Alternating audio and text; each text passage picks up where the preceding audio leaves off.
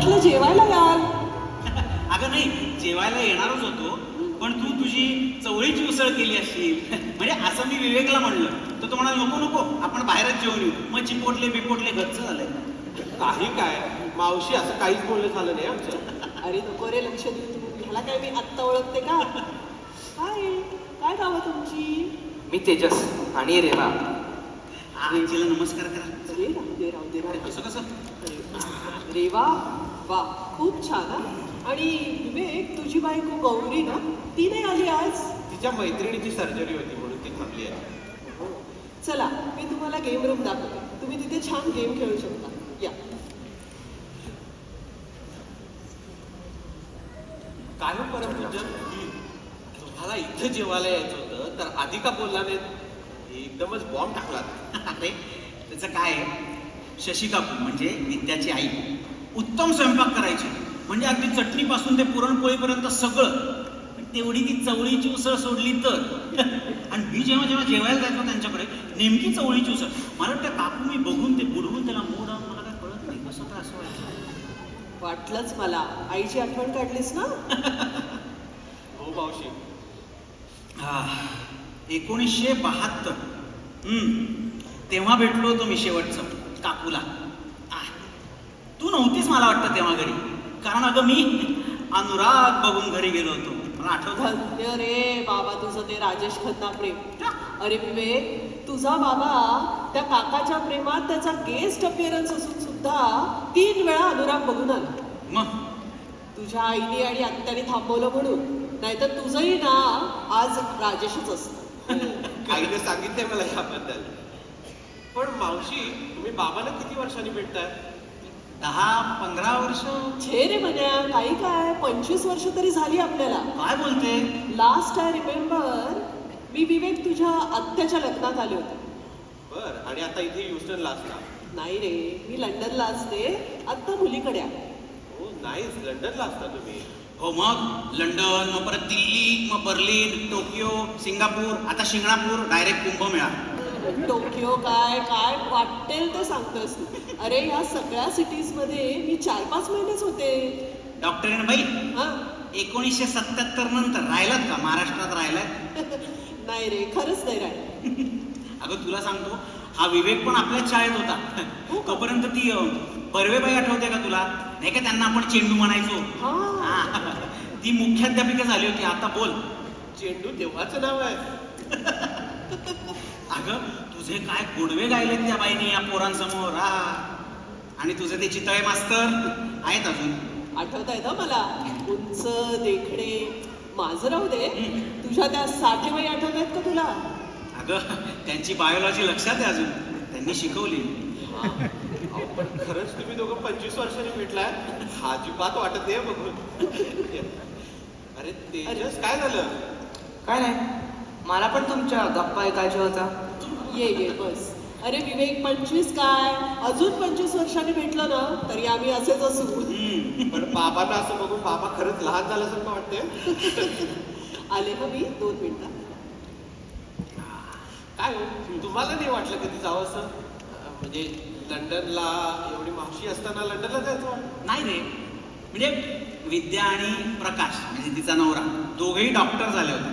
आता तू कसं इंजिनिअरिंग झाल्यानंतर इथे अमेरिकेत यायचं ठरवलंस, बरोबर? तेव्हा जरा या पांढऱ्या कोटवाल्यांमध्ये लंडनचं फार जास्त होतं.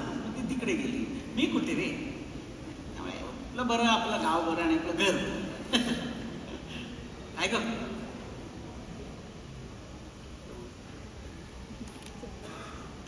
अगं चिठ्ठ्या द्यायचे दिवस गेले आपले विद्या. अरे काय विद्या, अगं हे कशाला ठेवलंस तू अजून? वाटलं ठेवावंस. त्यावेळेला तुझ्या पत्राला उत्तर देणं मला शक्य नव्हतं. तेव्हाच ठरवलं की मी जेव्हा तुला प्रत्यक्ष भेटेल तेव्हाच तुला उत्तर दे. कसलं उत्तर? अरे विवेक, मगाशी तू म्हणालास ना बाबा लहान झाल्यासारखं वाटतोय. तुझ्या बाबांनी मला पत्र लिहिलं. हे ते पत्र घे, वाच.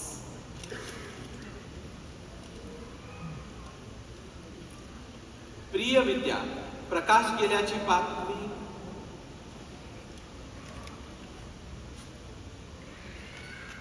गेल्याची बातमी जराशी उशिरा समजली. तुला प्रत्यक्ष येऊन भेटता येत नाही याचं दुःख आहेच, म्हणून हे पत्र लिहायचं ठरवलं. तुला वाटेल की मनोहरने साधा फोन सुद्धा केला नाही, पण मला जे लिहायचं आहे ते इथं लिहिणं सोपं जाईल मला. कशी आहेस तू? मला माहितीये तू तुझं नेहमीच खूप छान हे उत्तर आता देणार नाहीस. तू म्हणशील की पदरी 2 मुलींची जबाबदारी असताना परक्या देशात एकट्या पडलेल्या मैत्रिणीचं सांत्वन करायचं सोडून कशी आहेस असं विचारूच कसं शकतोस. पण खरंच मी सांत्वन करणार नाहीये. मला जे सुचतंय ते मी लिहितोय. तुला नाही पटलं तर खरंच मला माफ कर. तुझं आणि प्रकाशचं एकमेकांवर किती प्रेम होतं हे मला माहितीये. त्यामुळे आता तो नाही पण तू चटकन स्वतःला सावध असं म्हणण्याचा वेडेपणा मी करणार नाही. अगं सीतेला रावणाने पळवून नेल्यानंतर काही काळ भगवान राम सुद्धा सैरभैर झाले होते. आपण माणसं होत विद्या.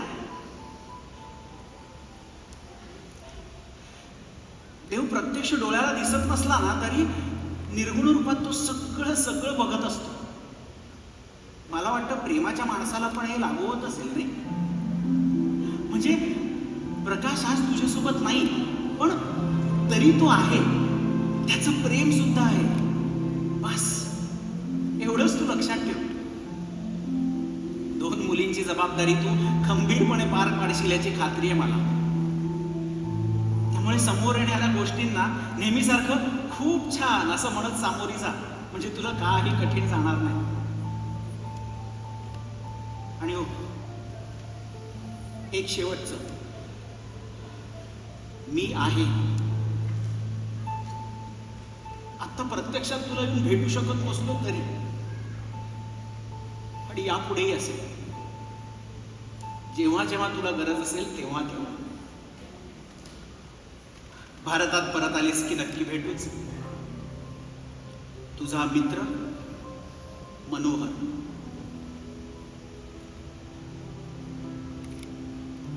तुझं पत्र मिळालं तेव्हा माझ्या आयुष्यात काय उलथापालथ चालली होती ते आत्ता मी नाही सांगत. पण एक गोष्ट नक्की, तुझ्या त्या पत्राने मला आधार दिला. त्या 1-2 वर्षात मी ते पत्र 100दा तरी वाचलं असेल. आता विवेकने मला विचारलं की तुम्ही लंडनला नाही का जाऊन आला. मी त्याला नाही म्हणून सांगितलं. पण तुला माहितीये हे पत्र लिहिलं ना तेव्हा कित्येक वेळा लंडनला जाऊन आलो. पण प्रत्यक्षात नाही जमलं एवढं मात्र खरं. खरं सांगू का मनोहर, मी मुद्दामूनच नाही लिहिलं पत्र तुला. तुझ्यासारखं लिहायला जमलं नसतं मला. आणि कृत्रिमरित्या 4 ओळी खरडण्यापेक्षा मी ठरवलं की प्रत्यक्षात तुला भेटेल तेव्हाच तुला सांगेन. Thank you Manohar, thank you. तुझ्या मैत्रीसाठी.